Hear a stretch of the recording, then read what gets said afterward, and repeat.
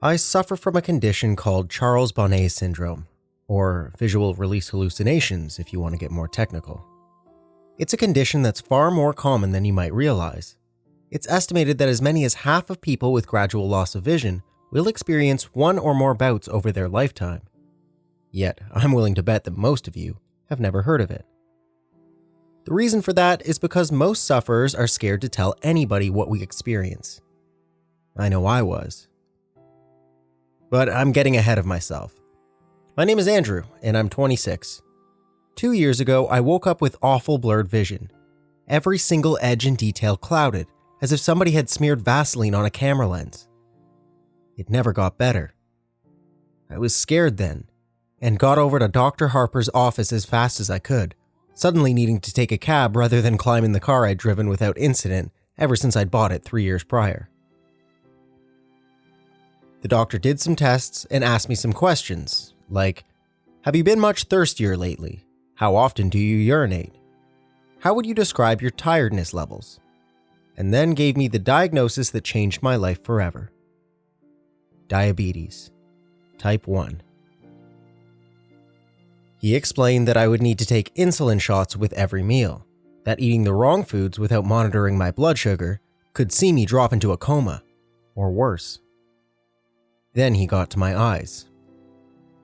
Andrew, your diabetes has resulted in maculopathy. Do you know what that is? I shook my head dumbly, already reeling with the shock of my diagnosis, and Dr. Harper went on. It's when the diabetes affects the blood vessels at the back of your eye, blocking them and causing them to leak into the macula, the central part of your retina that helps you perceive color and fine detail. When these blood vessels leak into the macula, it can cause significant damage. With a lump in my throat, I asked, okay, so how do we make this better? I couldn't see Harper's face properly when he spoke, but his tone of voice was enough to tell me what I had been dreading. I'm sorry, Andrew, he replied gravely. Perhaps if we had caught this a little sooner, we might have had some treatment options available to us, but I'm afraid the damage has been pretty extensive. We can take steps to arrest the development of the condition, but I'm afraid it's irreversible. I felt as if my world had come crashing down around me. I was just 24, still at my physical peak. I was active, playing basketball and cycling a couple times a week.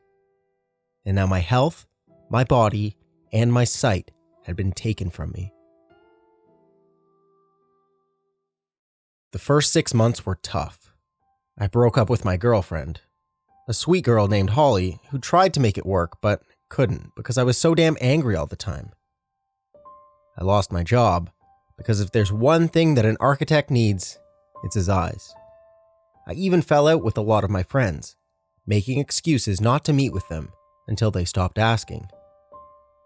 In truth, it was jealousy on my part, envy that they got to keep on living while everything I'd ever hoped for had been snatched away. I became a recluse, never leaving my apartment, barely bothering to wash, shave, or get dressed each day. I was so sure that my life was over, I stopped even trying to live it. I was an asshole. It took me a long time to realize this, but in the end, it was the nurse assigned to visit me at home, a tall, no-nonsense, experienced woman called Lois who brought this to my attention. You are an asshole, she said. What? I gasped, shocked at her language. So you've got diabetes. Do you know how many people do? She asked, then, before waiting for my answer, she continued.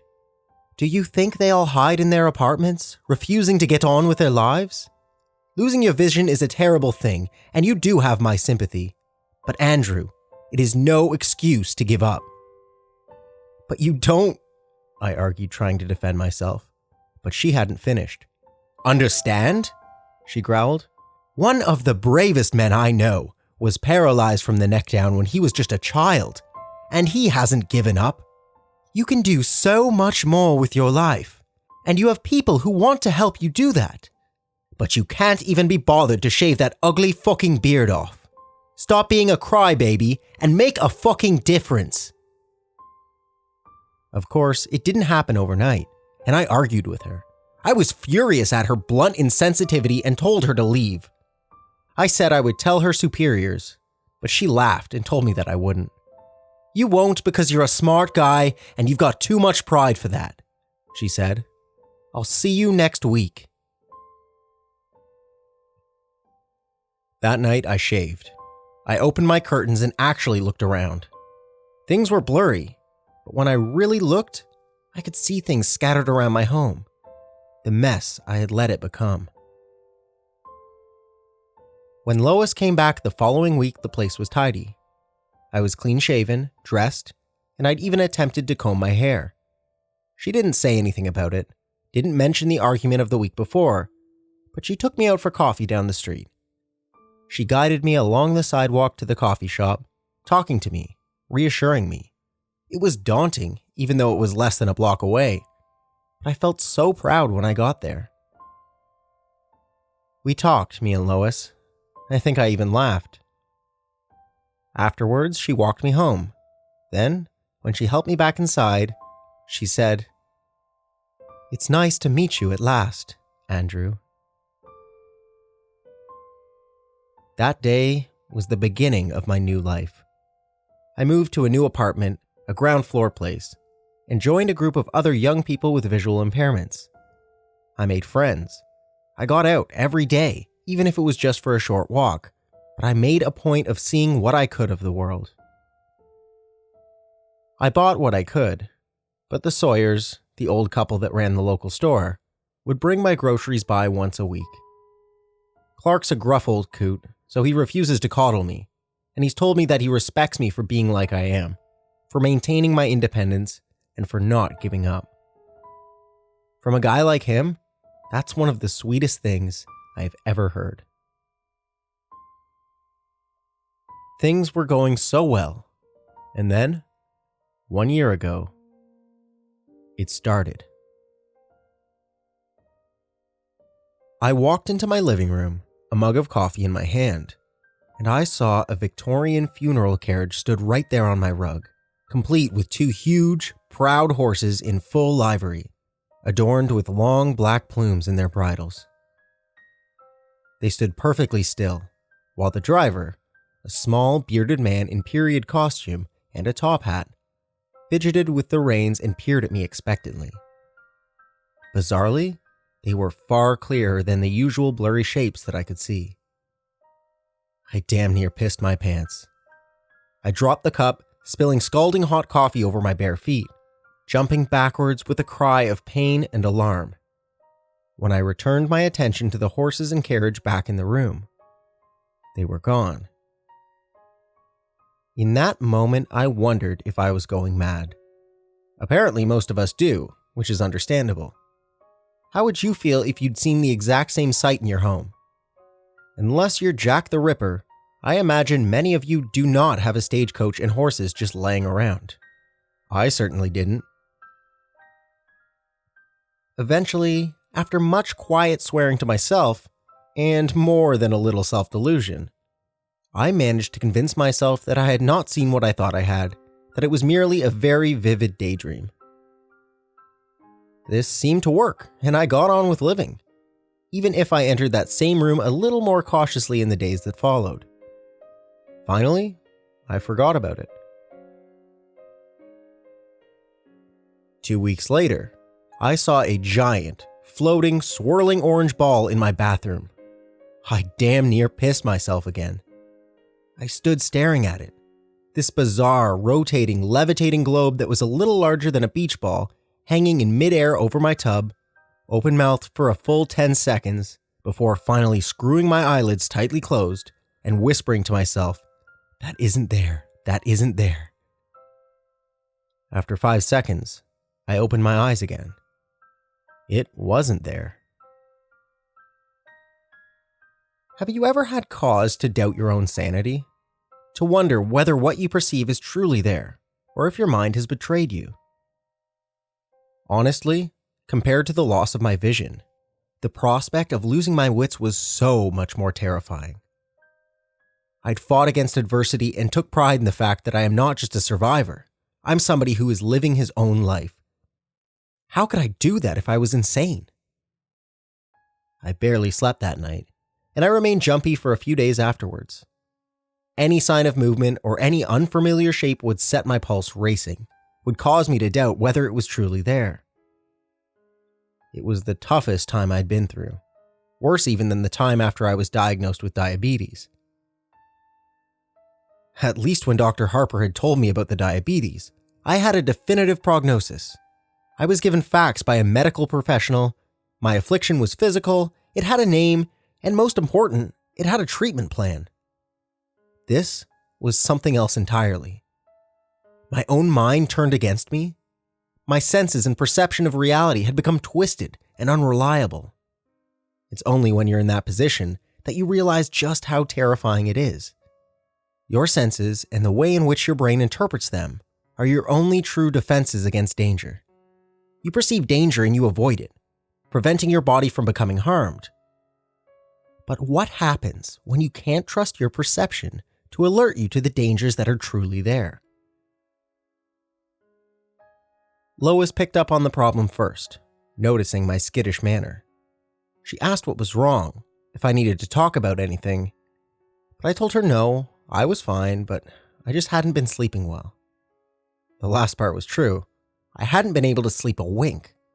Just the very thought of being institutionalized, spending the rest of my days a sedated, blue pajama-clad zombie in a white room with only the echoing cries of my fellow inmates for company, terrified me beyond measure. But what was the alternative? Live life as a risk to myself and others? Ultimately, I chose to ignore it. I reasoned that if I was able to function around other people without them realizing what was going on, that was good enough. A full month passed before the next incident, and I really did think that maybe I'd put this whole mess behind me.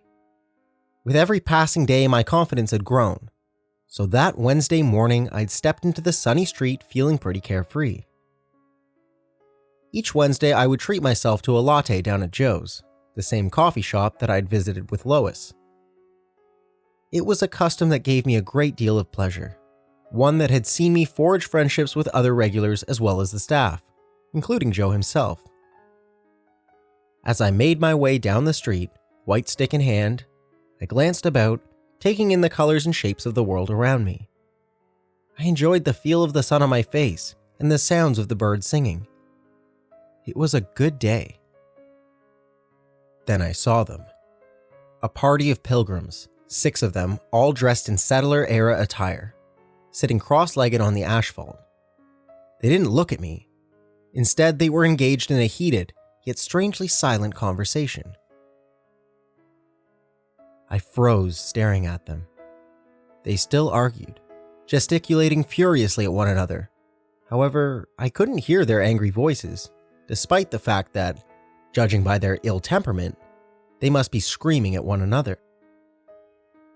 Paralyzed by shock, the white stick fell from my numb fingers, clattering onto the sidewalk.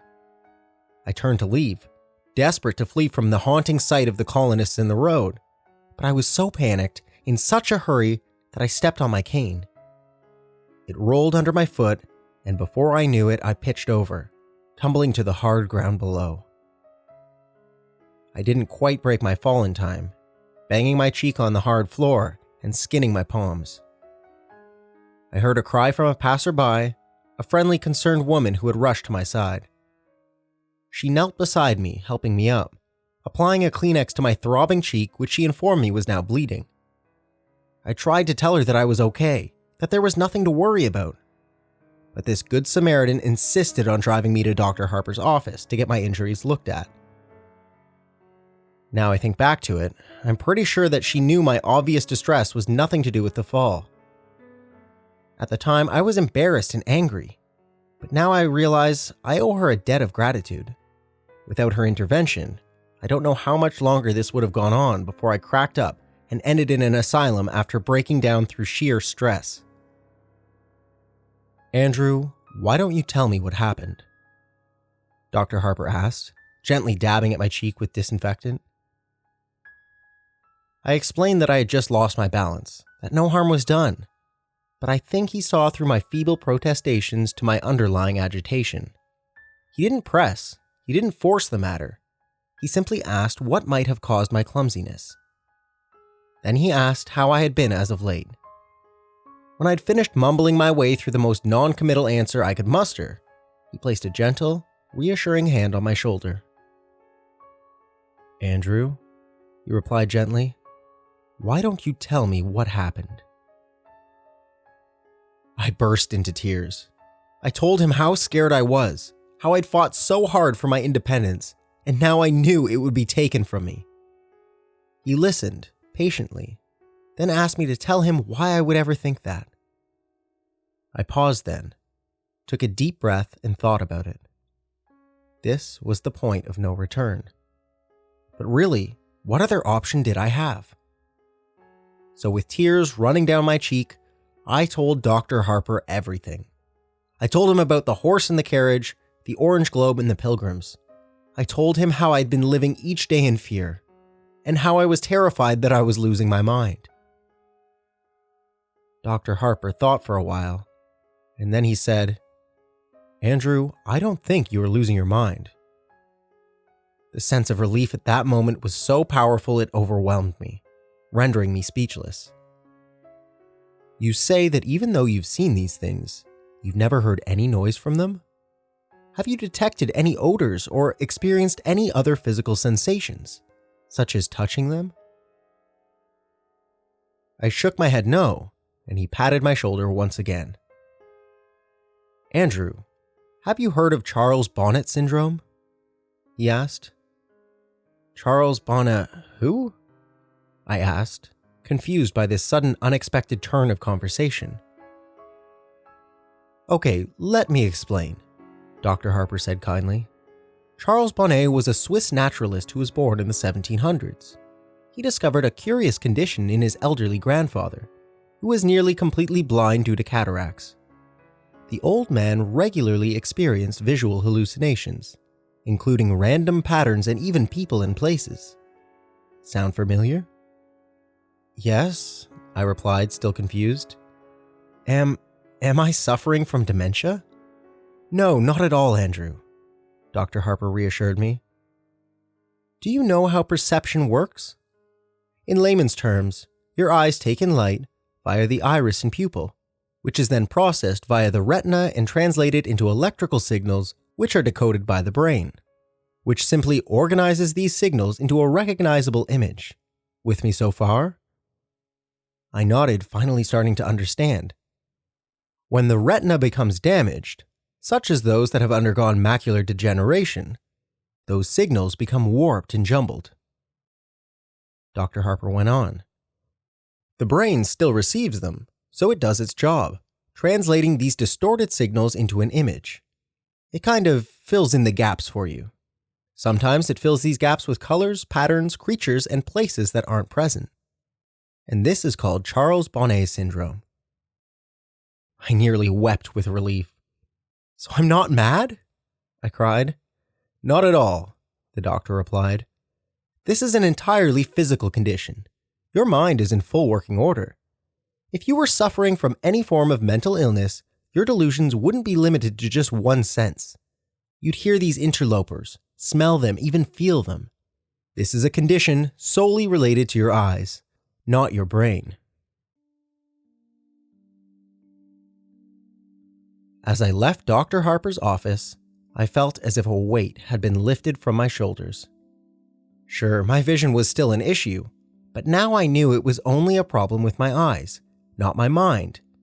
I knew I could handle the situation. I was ready to face the world again. Since then, I've seen plenty of weird visions.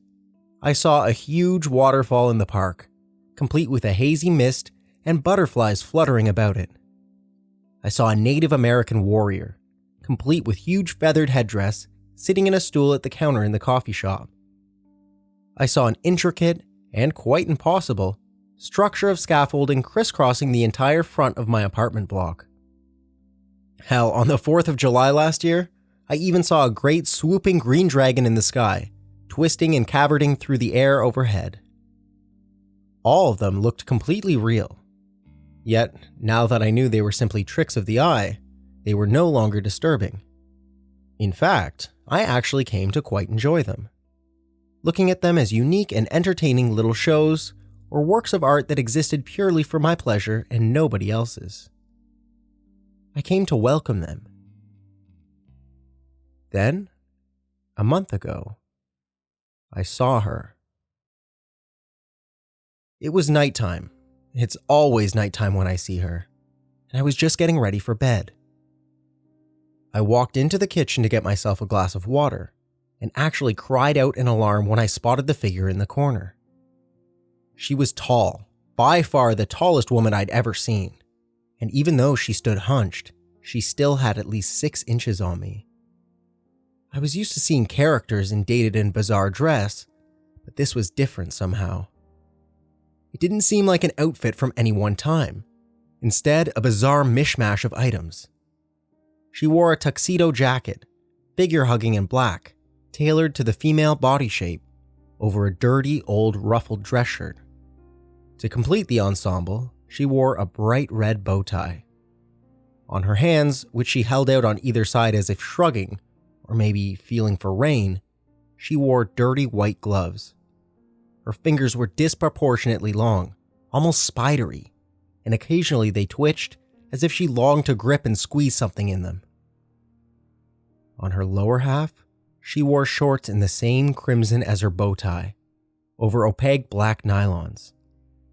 Her legs were long, lithe, attractive if truth be told, the legs of a dancer. She also wore red heels, the same hue as her shorts and bow tie. They sparkled and shimmered, bringing to mind Judy Garland's ruby slippers from The Wizard of Oz. As strange as this ensemble was, I couldn't tear my eyes from her face. Most of it was obscured by a jaunty bowler hat, tipped and tilted to hide her eyes and nose. But beneath the brim of her hat, I could see the deathly pale skin of her face, and a grin that sent shivers down my spine. It was wide, too wide, with entirely too many teeth. A smile is meant to be an expression of warmth. It's meant to feel welcoming and benevolent. But the look on this woman's face oozed malice. It felt much like the sort of glee I'd expect from a snake as it corners a rat. However, the thing that startled me most was that she had a third arm sprouting from her back, curled up and over her head like a scorpion's tail. It was longer than any arm should be, and it only had 3 fingers, like a claw. It was pointed straight at me, and as I swore in dismay and stumbled sideways, it seemed to track my movement. I stood staring at the creepy figure for a few seconds, trying to get my head around the situation. She just stood there in the corner, grinning back. Finally, I realized that this was just another of my hallucinations, and breathed in an audible sigh of relief. One of the tricks I've picked up over the months of suffering with Charles Bonnet syndrome is to break the line of vision towards whichever stimulus is causing my brain to interpret the image into the hallucination. Think of it like restarting a faulty computer, how refreshing the system debugs it. To this end, I close my eyes and count to 5. Then, when I reopen them, the hallucination is gone. So, as I stared at the horrifying, malformed figure in my kitchen, I knew that to make the image go away, I simply had to close my eyes. I'll be honest here. When I counted to 5, I hesitated a little before opening my eyes. If I had opened my eyes and she'd still been standing there, smiling that wicked smile at me, I think I might have had a heart attack. She wasn't, and I breathed another long sigh of relief, fetched my glass of water, and went back to bed. The tall woman haunted my thoughts in the days after I saw her. She was different to the other visions I'd had. Somehow, she felt more real. It was this agitation that my buddy Jason picked up on when we met for lunch the following Friday. Jason was one of those same friends I'd tried to drive away shortly after I lost my vision. Yet he'd refused to give up on me, continuing to get in touch week after week. Good friends are hard to come by, but great friends, the ones who will be by your side for life, are even rarer. Jason, God bless his kind heart, is one of the latter. "You've got to tell me what's going on, dude," he said as we sat down over pizza. "What do you mean?" I asked, trying to brush it off. "You're so distracted. It's like you're looking for something in here all the time. You've eaten like one slice of pizza in the time it's taken me to eat 4. So I repeat, you've got to tell me what's going on," Jason said, waving a slice of pizza around for emphasis. "It's nothing," I replied, feeling a little stupid. "I just had a hallucination a couple of nights ago that really got to me." "Thought you were cool with those now," he asked, putting the pizza slice down. "Yeah, I am. I mean, I was. But this was different," I replied, resigned to talking about it. "She scared me." "She?" Jason asked, his interest clearly piqued. "Tell me about it." So I did. I described the tall woman and how she appeared to me. I explained that unlike any of my other hallucinations, she felt more real, and that she was the first to feature such a weird and unsettling mutation. Sure, I'd seen smaller versions of people in the past, a phenomenon referred to as Lilliputian by medical professionals, but the extra appendage and impossibly distorted face were something I had yet to encounter thus far. I think it was that, combined with the unnerving expectant stance, that had disturbed me the most. "So," Jason said after I'd finished, "you say she had great legs?" "Shut up, you asshole," I laughed, throwing my napkin at him. "No, seriously, I get it, man," Jason replied, passing the napkin back to me. "If I walked into a room and there was a giant mutant waiting for me, it'd scare the shit out of me too. But you know what caused you to see this. It's like the coachman in that waterfall you saw. It's a condition that you know you have, and it's one you know how to deal with, okay?" I know, I replied. "Thanks, man. You're right." I did feel better too, so I smiled at him, took a big bite of my pizza, and changed the subject, asking him about his psycho ex, a conversation he was all too happy to dive into.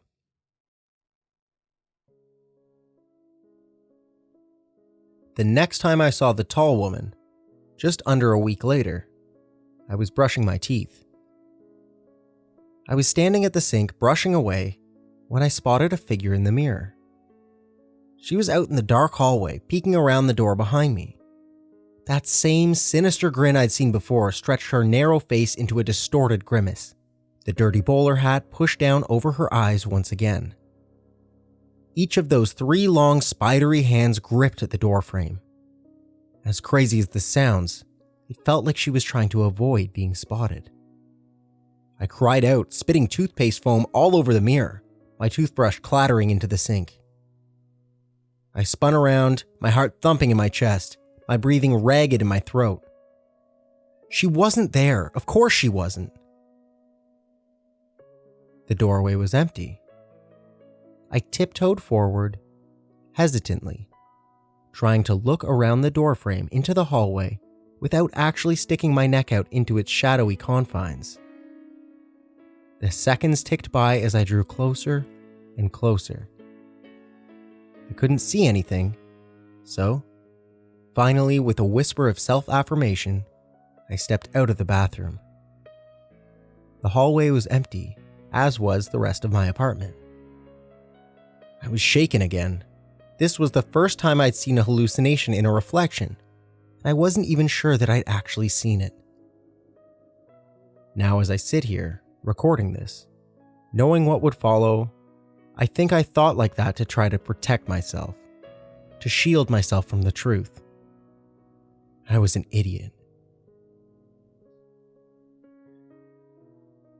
A full 2 weeks passed without incident.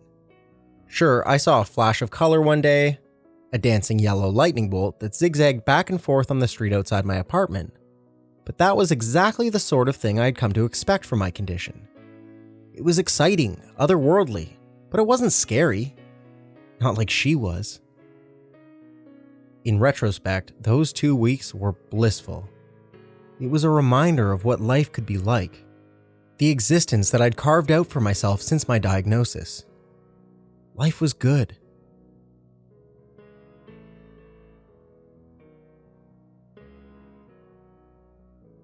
The night that changed the way I viewed the tall woman, last night, I'd been out and had a couple of drinks. I'd met the other guys with visual impairment for dinner, and we'd ended up at a bar afterwards. I wasn't hammered, but we got through plenty of beer between us. By the time I stepped out into the cool night air, I felt decidedly lightheaded. It took me a while to make it home, laughing and talking to a couple of other guys from our group as we strolled along. It had been a great evening. It's probably the last truly good one I will ever have. I bid the other guys goodnight, and, fumbling with my key, let myself in. With swaying steps, I strolled into the hallway, slamming the door a little too loudly behind me. I took off my jacket, hung it on the hook by the door, and then hit the light switch. She was waiting at the end of the hallway, all 3 hands held aloft into claws, reaching for me, that same maddening, malevolent grin on her pale face. I swore again, louder than ever, actually jumping back a step, recoiling from the impossibly tall and terrifying figure lying in wait in my own home. The tall woman didn't move. She just stood there, staring and smiling at me. I stared back, but I sure as hell didn't smile. Jesus Christ, I muttered under my breath. You know how you can feel a little paranoid after a few beers? That feeling of non-specific post-alcohol dread? Imagine that, combined with a giant grinning mutant woman suddenly appearing in your home. Suffice it to say, it was very, very, very uncool. I don't need this. I sighed and closed my eyes. 1, 2, 3, 4, 5. When I opened my eyes, her face was just a foot from my own, grinning wider than ever. She dashed the entire length of the hallway and now stood so close that her long, grasping arms were on either side of me, her fingers twitching and clawing at the air around my face. I could see her chest heaving, as if she were actually laughing silently at my attempts to dismiss her. As if the thought that I could ever be free of her was amusing. I screamed, a full-bodied shriek of terror, and actually dropped to my knees, covering my head as if to fend off an unexpected blow. It never came. Finally, I lowered my hands, gasping for breath, shaking. The hallway was empty. The tall woman, nowhere to be seen. I stayed there on my knees for a moment, gasping for breath. Then I was on my feet and I turned and ran out of the apartment, out of the building, and into the street. I stood there shivering, terrified beyond reason, without a clue as to what I would do next. Finally, I pulled up my phone from my pocket and I made a phone call. "Hey Andy, what's up?" Jason asked. "Jason, I need you to come here," I said, sobbing. Jason didn't ask why, didn't complain. Instead, he simply replied, "I'm on my way." Less than 20 minutes later, his car pulled up outside and he dashed over to the steps outside my building where I was sitting, shivering. He threw his jacket around my shoulders and asked what happened, his voice filled with concern. "She's in there," I stammered. "The tall woman. She's back." Okay, he said, gently helping me to my feet. "Come on, man. Let's go in there and check it out." I wish I could say that I was brave when we went inside, but I'd be lying. I cowered behind Jason, one hand on his shoulder, as we made our way through my home. Of course, we didn't find a thing. We're talking a giant mutant woman in a pokey little one-bedroom apartment. Where the hell was she going to hide? Finally, after we checked every single room twice, I had to admit that she was gone. I'm so sorry, man. I apologized, feeling genuinely stupid. I got scared and I'm really sorry, man. Hey, forget about it, buddy, Jason said. So I'm here now. Where do you keep your booze? Half a bottle of bourbon later, we were both feeling pretty talkative. She's just kind of different, you know? I tried to explain. I get it, he said. It's like you saw something bad and you feel bad and that's bad. He didn't get it. No, she's different, you know? I explained. I've never had a repeat hallucination before. And they've never been scary, you know? She's not like the others.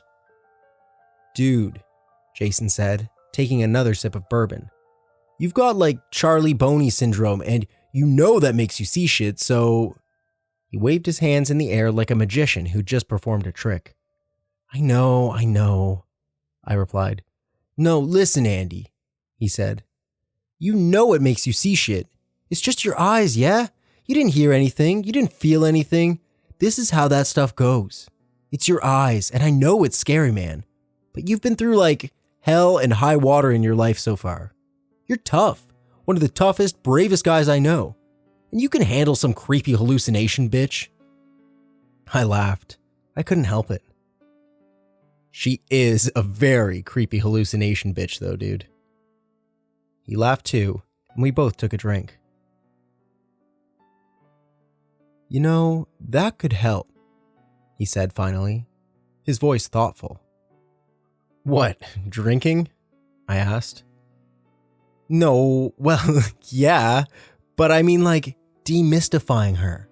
You should give her a name, something stupid so she's not scary. I've got to say that as much as I like creepy hallucination bitch, that's a bit of a mouthful. I laughed. Yeah, I get that, he replied. Suddenly something he said came back to me. How about Helen? I suggested. Helen Highwater. Awesome, he said, then raised his glass. Here's to Helen, buddy. To Helen. I smiled and drained my glass.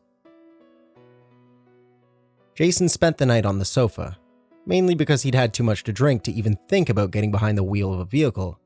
But honestly, I think the reason he drank so much was so that he'd have an excuse to stay and keep an eye on me. I'm glad he did.